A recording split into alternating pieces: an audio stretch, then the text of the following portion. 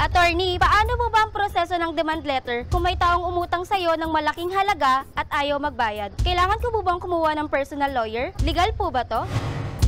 Legal po ang demand letter kahit hindi abogado ang nakapirma. Ayon sa Article 1169 ng Civil Code, walang delay kung walang demand.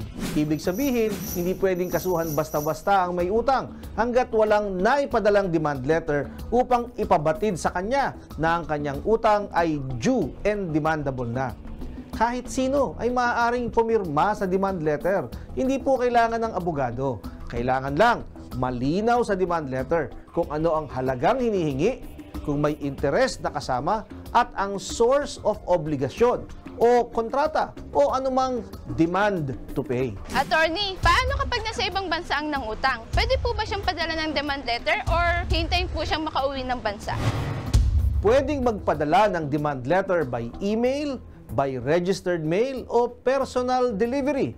Kaya kahit nasa ibang bansa ay pwedeng padalhan ng demand letter. Hindi na po kailangan na intayin na umuwi sa Pilipinas. Ang importante ay may katibayan kayo na natanggap niya ang inyong demand letter. Kung kayo po ay may nais ikonsulta sa inyong lingkod, i-follow lang ang Facebook page ng Good Morning Kapatid. Mangyaring i-private message po ninyo sa akin ang inyong mga katanungan. Maraming salamat.